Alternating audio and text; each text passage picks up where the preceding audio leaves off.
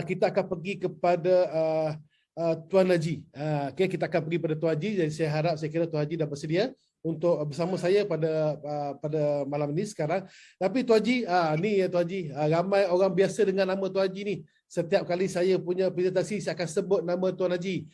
Saya akan bercerita sedikit yang saya tahulah tentang Tuan Haji. Tapi hari ini semua kita ada lebih kurang hampir 1,000 dalam Zoom pada malam ini Tuan Haji, dan juga daripada live kita. Masing-masing ingin berkenalan juga dengan Tuan Haji ini dulu. Sebelum saya nak tanya soalan dengan Tuan Haji, ingin berkenalan dengan Tuan Haji ini. So sedikit latar belakang Tuan Haji kalau tak keberatan daripada Tuan Haji. Silakan Tuan Haji, iaitu kita punya board director dalam Quantum. Saya mempersilakan iaitu Tuan Haji Kamari Zaman. Silakan Tuan. Assalamualaikum warahmatullahi wabarakatuh. Terima kasih Tuan Pengerusi Majlis. Terima kasih juga kepada Puan Aida kerana menjemput saya dalam sesi hari inilah. Latar belakang saya ni I'm a typical banker lah. Berbeza sikit dengan Datuk Dr. Lim. Tapi dari segi akademik saya mempunyai ada 4.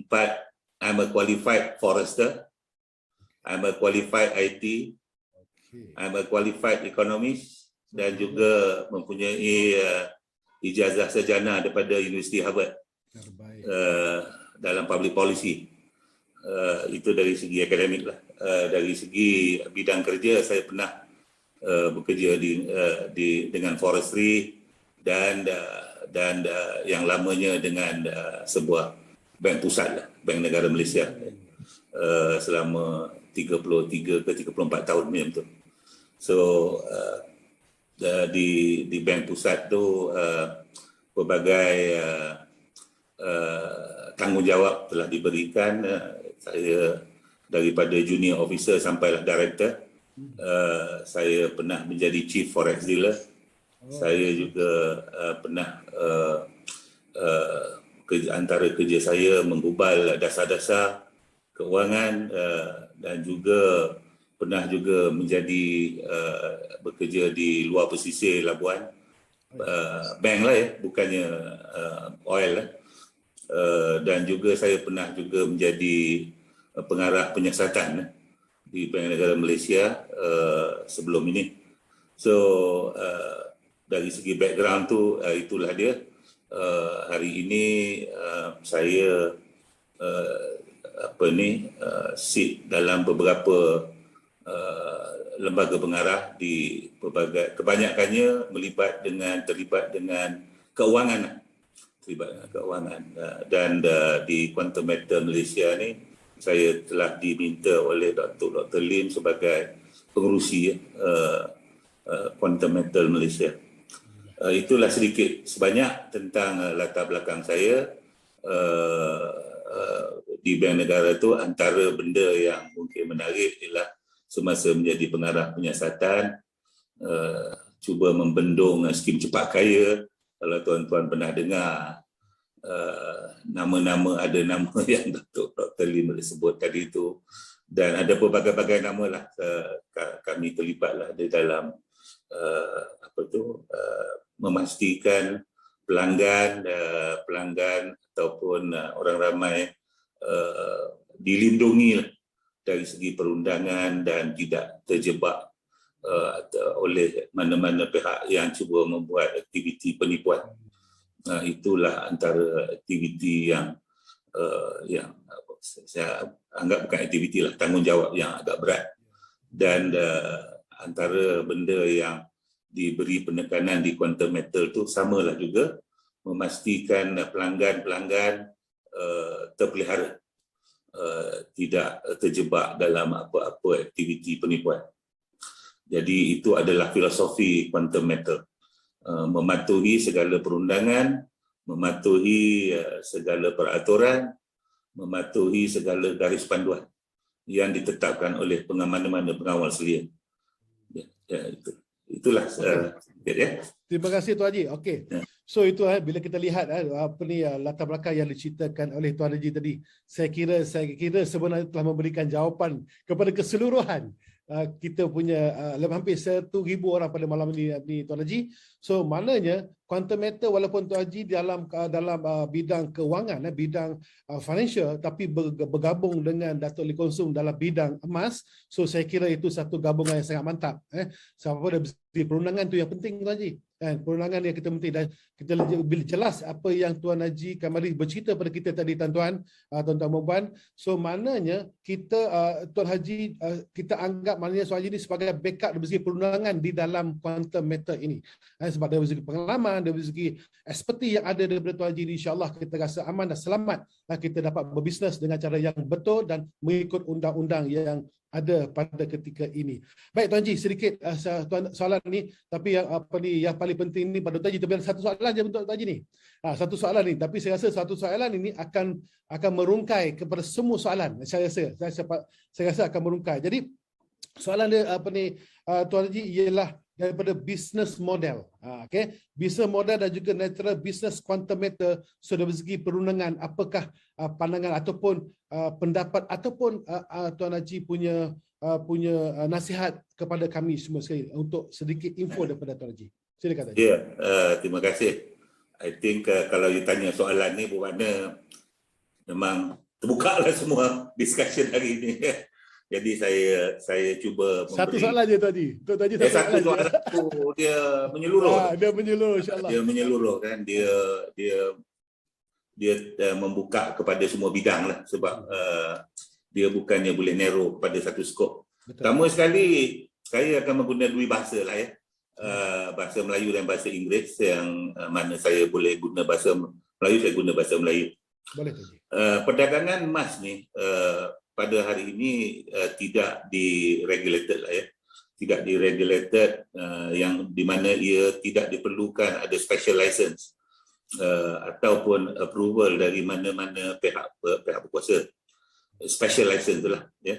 Walau bagaimanapun menurut Exchange Control Gold Exemption Order 1986,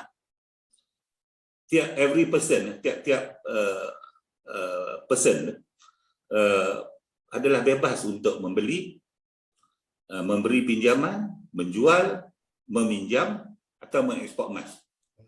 Itu ada exemption order, Gold Exemption Order 1986. Namun demikian, walaupun ada peruntukan tersebut, Bank Negara akan terus memantau. Bank Negara akan terus memantau mana-mana entiti supaya untuk memastikan ia tidak menjalani aktiviti ilegal ataupun aktiviti haram yang boleh memberi kesan negatif kepada orang ramai. Ya. Jadi Bank Negara dia pantau, dia sentiasa pantau. Dia tak ganggu, tetapi kalau kita buat salah dia datang. Ya, dia datang. Ya. Jadi saya mengikut bacaan saya tu, Bank Negara ada dipanggil Financial Consumer Alert List. Dia ada dipanggil FCA list. Dia ini ialah untuk memberi panduan as a guide untuk enhance kesedaran, untuk meningkatkan kesedaran terhadap entiti atau skim yang memberi persepsi salah seolah-olah ia diluluskan oleh Bank Negara. Jadi kalau kita memberi persepsi yang kita kata dapat lesen daripada Bank Negara ke gitu gini, itu salah tu. Jadi kita boleh masuk dalam FCA tu. Ya. Jadi itu dari segi peraturan lah. Saya ni lebih kepada peraturan. Ya. Kalau perniagaan emas tu kena tanya Datuk Dr. Lim. Ya. Jadi kenapa orang berminat untuk melabur dalam emas? Ya. Nombor satu, ia selamat. Benda ni physical, you boleh request for physical gold. Dan apabila berlaku economic crisis, pada umumnya harga emas trend dia akan naik. Dia dalam orang trading, saya pernah jadi chief forex dealer. Kita panggil emas ni macam safe haven currency ataupun safe haven instrument. Bila dia berlaku pergolakan ekonomi, semua, bukan saja individu, fund manager, bank pusat, semua berpusu membeli emas. Itu you tengok harga emas dia naik. Siapa lagi yang membeli emas? Ini yang agak penting ya, sebab kebanyakan orang dia tengok harga je, tapi dia tak tahu siapa sebenarnya yang menggunakan emas paling banyak. Sebenarnya yang paling banyak emas ialah ini jewelry ya. 50% ya. Jewelry industri. Dan 40% lagi yang membuat fizikal ni lah, yang buat coin, metal dan sebagainya. Dan 10% lagi yang dalam industri tu, yang Datuk Dr. Lim cakap tu, untuk because they're good semiconductor. Very good semiconductor dalam dentistry, perubatan dan sebagainya, dia menggunakan emas. So permintaan dia tu sentiasa ada lah, sentiasa ada. Jadi siapa lagi yang menjual emas selain daripada quantum metal? Sebenarnya banyak, bukan kita saja ya. Saya tak nak sebut nama lah, tetapi ada beberapa buah bank juga terlibat dalam penjualan emas di Malaysia. Ya. Tuan-tuan boleh ceklah sendiri, sebab kalau saya sebut sekarang tak betul lah. Saya tak nak promote, saya nak promote quantum metal je. Betul Haji, setuju tu. Ya, ya. Jadi sebagaimana yang saya sebut tadi, quantum metal ni sentiasa patuh, cuba patuh, dan saya selalu tekankan patuh kepada peraturan dan perundangan. Dan apabila kita membuat apa benda, apa-apa advertisement ataupun melalui apa-apa media, sama ada akhbar, elektronik dan sebagainya, pastikan advertisement itu tepat. Jangan ada unsur-unsur yang cuba memberi orang kata unsur penipuan, yang mana boleh, manusia ni kita ada kelemahan, kita panggil greed. Betul. Greed ni ya, bila orang janji sesuatu keuntungan, semua tertarik kepada janji tu. Kita nak para pelabur, untuk bila dia nak melabur, make sure dia equipped with knowledge. Dia equipped dengan knowledge dia, equipped dengan pengetahuan dia. Jadi dia tahu apa dia buat, dan apa benda pelaburannya dia buat tu adalah baik untuk dia. Itu yang kita harapkan. Jadi jangan mudah terpedaya, kena rajin buat checking. Maklumat yang kita terima ni kata, oh, bank pusat di London beli emas ke, baca Google, check, tengok. Sebab ini semua mempengaruhi pasaran emas. Ya, jadi apabila ada maklumat tentu, saya bukan cerita pasal quantum metal, pasaran ya. Pasaran tu kita kena, itu kata-kata kita kena equip dengan knowledge. Bila kita ada knowledge, kita ada technical knowledge lagi, boleh menggunakan carta-carta, jadi kita boleh menggunakan statistical tool, lagilah baik. Itu kebanyakannya trader lah tahu, kalau orang umum dia tak ada statistical tool. Jadi dia lebih, orang kata, dapat menangani risiko, sebab tiap-tiap untung tu belakang dia ada rugi. Jadi kita tak naklah yang rugi kan. Jadi untuk kita mengurangkan kerugian tu, kita kena rajin membaca, rajin bertanya, rajin berbincang, dapatkan maklumat-maklumat yang perlu, yang sesuai untuk kita terlibat dalam perdagangan emas ni ataupun investment. Sebagaimana saya sebut tadi, advertisement tu, Section 4A ini di bawah Exchange Control Act 1953. Bank negara ada kuasa, dia boleh memantau semua advertisement. Apabila mana-mana syarikat, termasuklah quantum metal, membuat apa-apa advertisement yang tidak tepat, kita boleh disiasat. Jadi tiap-tiap perkataan, tiap-tiap fakta tu mestilah tepat, ya, supaya kita mempromot secara healthy supaya pelanggan-pelanggan kita pun dia berani mengambil risiko. Kalau dia rugi pun dia tahu itu risiko memang ada, ya. Jadi dia tak boleh salahkan sesiapa. Jadi tapi yang pentingnya advertisement kita kena betul. Itu betul. Tak ada apa-apa unsur. Jadi ada satu lagi area yang saya selalu stres di sini ialah payment system. Sebab sekarang ni evolusi, ya, daripada cash bertukar kepada elektronik, ya. Ada wallet lah, ada macam-macam. Jadi itu pun di bawah bidang kuasa Bank Negara Malaysia. Ya, bidang kuasa Bank Negara sentiasa nak memastikan ianya selamat, reliable dan efisien, apabila kita menggunakan satu-satu payment system tu. Jadi payment system tu memang Bank Negara akan teliti terlebih dahulu sebelum. Jadi kalau Quantum Metal nak membuat sesuatu benda produk, kita pun akur kepada keperluan tu. Jadi Quantum Metal, sebagaimana saya dah berbincang dengan Datuk Dr. Lim, kita sentiasa akur kepada all these peraturan. Sebab kita tahu ada regulator duk memantau secara keseluruhan.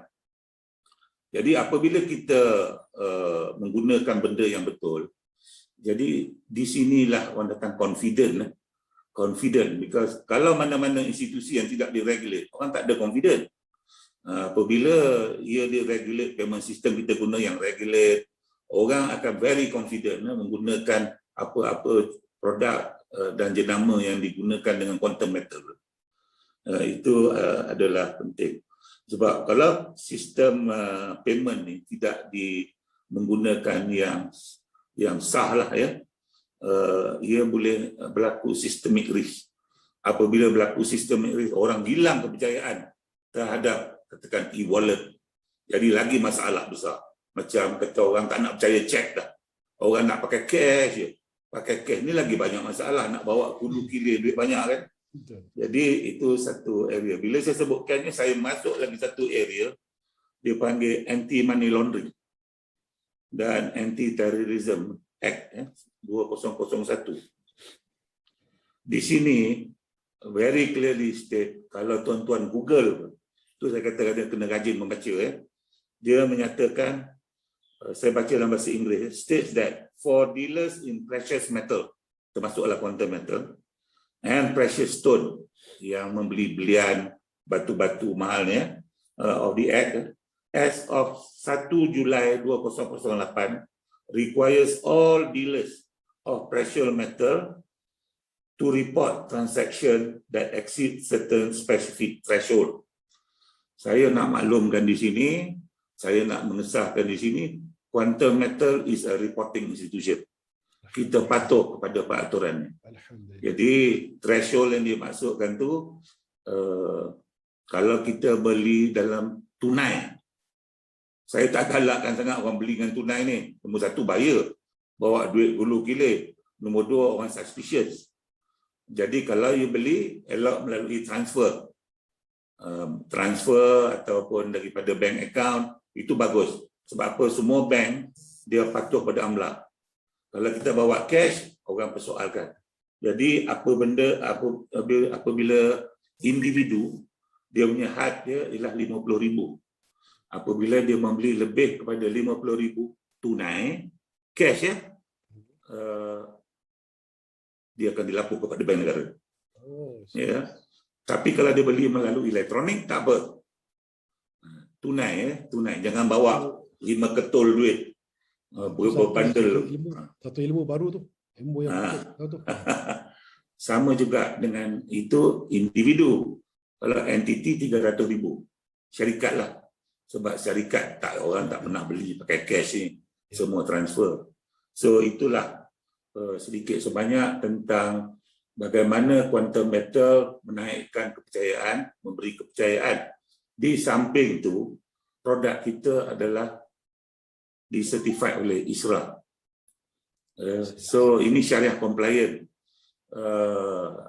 Kebanyakan pembeli adalah daripada golongan Islam. Memang dia orang ni hendakkan Kalau tak ada israf, jadi orang boleh persoalkan. Jadi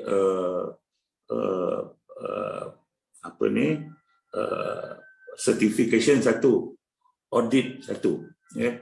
Syariah audit pun akan dilakukan juga untuk memastikan apa tu, dia certification tu ada tahun-tahun dia.